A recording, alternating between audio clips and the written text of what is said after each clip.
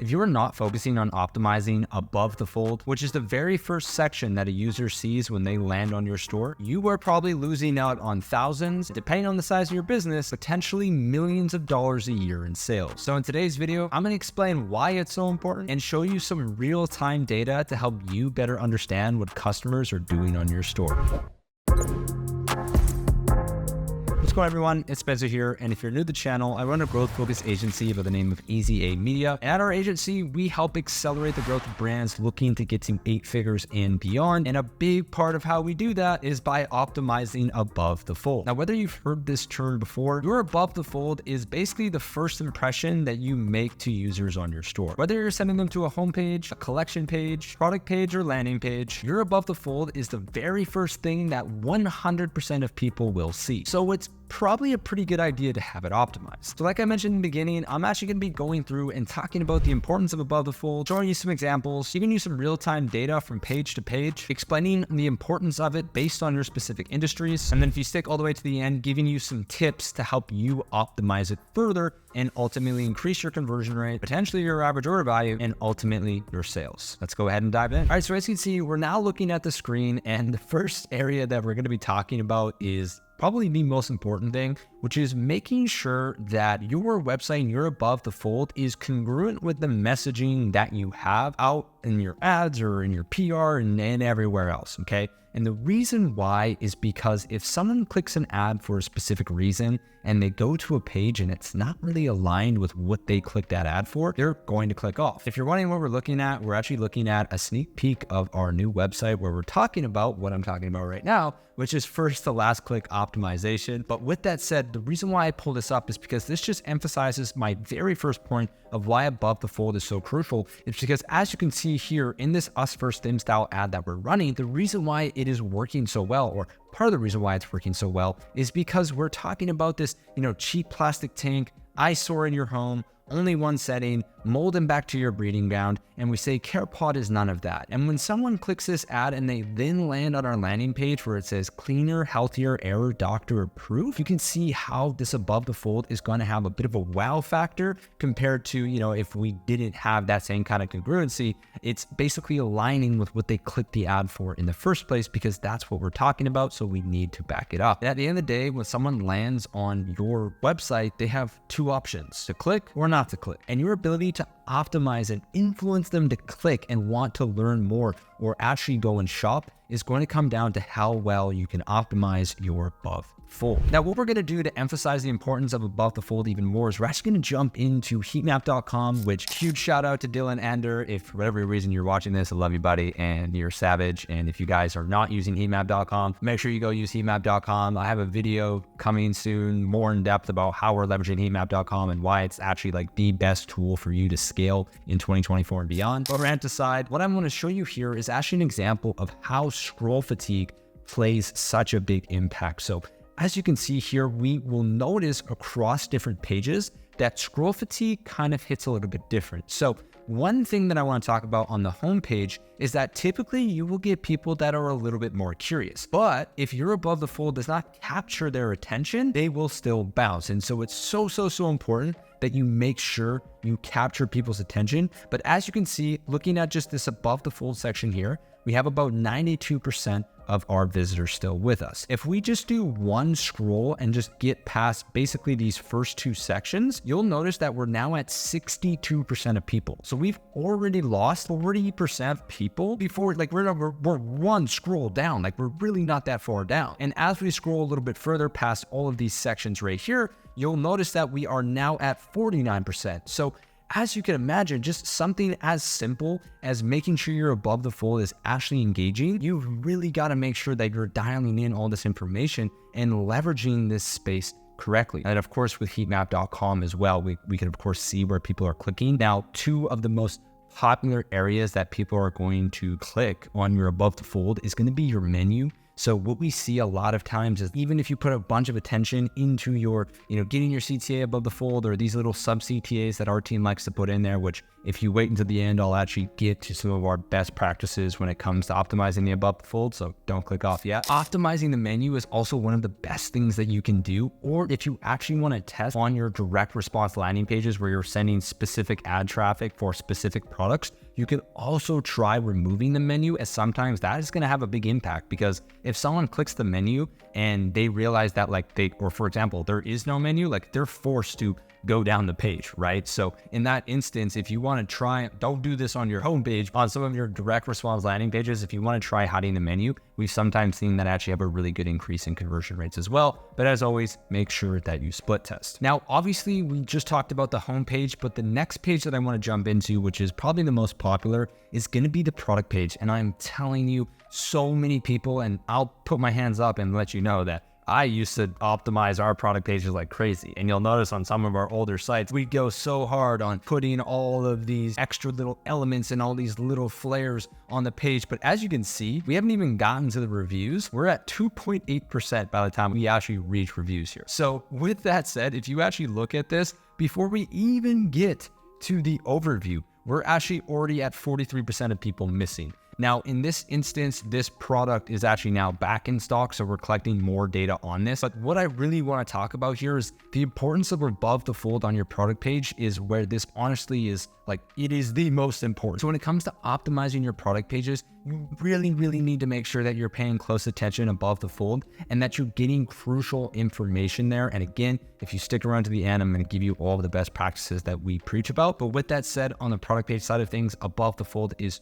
so important. As you can see, you lose so many people as you start scrolling down. If I actually get just the add to cart, we're already at 56% of people are gone, okay? And the reason why that is because most people are just gonna scroll through the photos, and if they don't like what they see, they'll actually click off. Now, another section where above the fold is so important is on your collection pages. We have tested for a lot of brands now having banners versus not having banners. Honestly, we have noticed that it is different from brand to brand. In this brand in particular, actually having the banner there with something we've actually split tested. Having the banner there is better than not having it, but this is something that we do recommend testing as a brand. But again, the reason why this is so important with the way that you organize your products as well, is if we just go past the first collection here, we've already lost 50% of people. And a lot of the times it's because when people are new to your company and they're not really sure which products are for them, they're just going to click the ones at the top because they just think those are the ones that are going to be the best for them. So by prioritizing and organizing your collection pages and basically anything to do with where you're showing lots of SKUs, organizing it based off of what people are buying the most or what has the highest conversion rates, which is where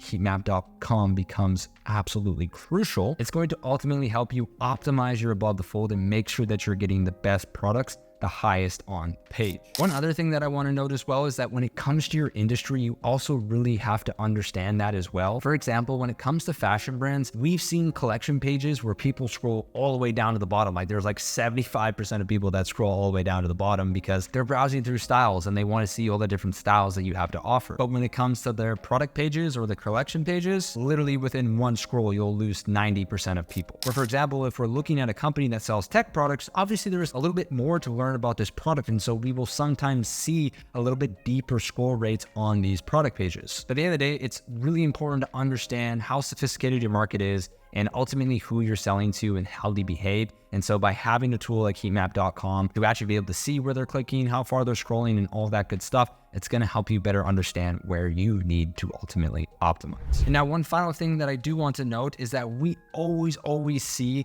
that if we just spend more time optimizing above the fold, we're just going to give ourselves a better opportunity to increase conversion rates. So we try to go after the bigger pie and where the majority of the attention is to try to convince more of those people, ultimately drive revenue per session. For example, on this client, we were able to increase their profit per session by 8% and add an additional $40,000 a month to their store just by focusing on the homepage. And you'll notice that this is actually the third version of the homepage that we have tested. And the second version won, okay? So it's not like we were trying to do a follow-up test. And this is actually the third version of the homepage, the hero section that is. And the reason why we continue to test this over and over is because that's just where all the eyeballs are. That's where all the attention is. And that is what your above the fold is all about. Your above the fold is where everyone is shopping, so it's really important to make sure that you're spending extra time and really trying to figure out ways to get more people to continue clicking further and to ultimately convert on your store. All right, so we've now made it to the part that you're all probably waiting for, which is, all right, give me the goods. How do I optimize the above the fold? So in these next few minutes here, I'm gonna go rapid fire and try to give you as much value as I can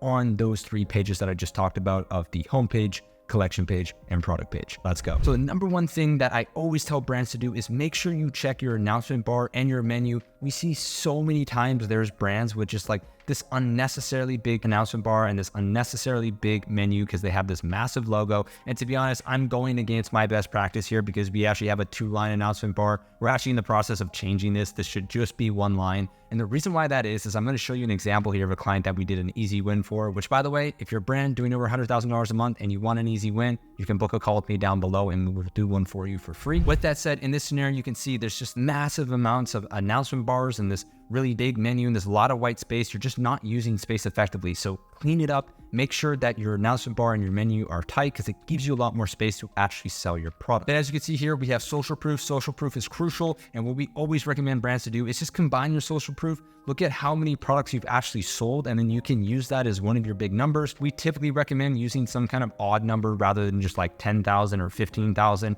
It feels a little bit more real and like it's a little bit more authentic. And then next, we really want to make sure that we have a bold headline and then something underneath to support it. So for example, cleaner, healthier air, bold headline, doctor approved. That supports that headline. You know, that first line there is supported by the doctor approved. And then from there, you'll notice that we have a main CTA where we're sending all of our shopping traffic to, and then we have a learn more CTA. And the reason why we have that learn more is because for the people that are not quite ready, but they just want to understand a little bit more about this product, this is crucial to helping them actually enter a real buyer cycle and better understand your product. And then most importantly, make sure you've got some imagery that really, really is clear, okay, and people can understand. You won't believe how many times you see above the fold where it's like, what is this brand even selling? Like, what am I looking at? So make sure that you actually have clear imagery above the fold as well. All right, the next thing we're gonna look at now is the actual product page. And so first things first, always make sure that you have a clear product photo of what it is that you're selling. And then from there, if you have any like bestseller badges or you have some awards that your products won,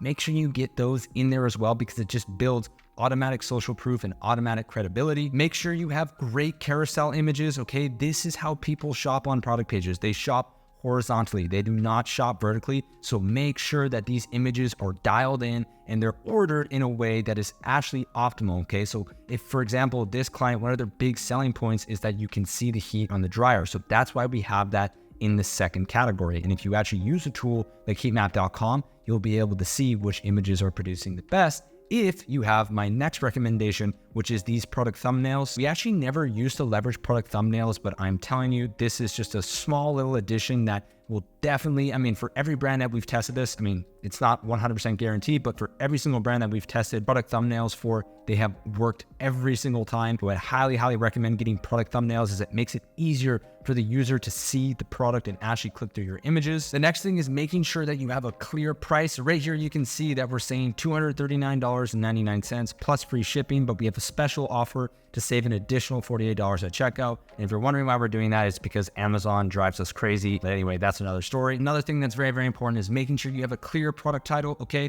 For example, this is called the Life in Swift, but that's not what we call it. We call it the Life in Swift Special high-speed hair dryer with 3 nozzles, okay? Be very clear on what your product is. If you're selling a product and it has some kind of special name for it, make sure you just clarify what it actually is. And then on top of that, make sure that you have reviews there as well. Last but not least, when it comes to collection pages, we have tested a lot of different things. We have found that majority of the time that if you have some kind of just collection name so that people know they're in the right place, you can see in this instance, we have a couple of extra filters as well that actually ended up working well for this brand because they have quite a lot of SKUs. But just make sure you confirm where people are. So if this is tote bags or it says hair dryers, just make sure you have something that has the name of the actual collection so they know they're in the right place. And then from there, just make sure that you have your products in a 2x2 grid. That is one of the most important things. If you have your product grid 1x1, just switch it to 2x2 and it's going to be so much better for your users. And then last but not least, we're on a different site now, but if you do have a lot of products, make sure you have a good filtering system, okay? Make sure you have something where you can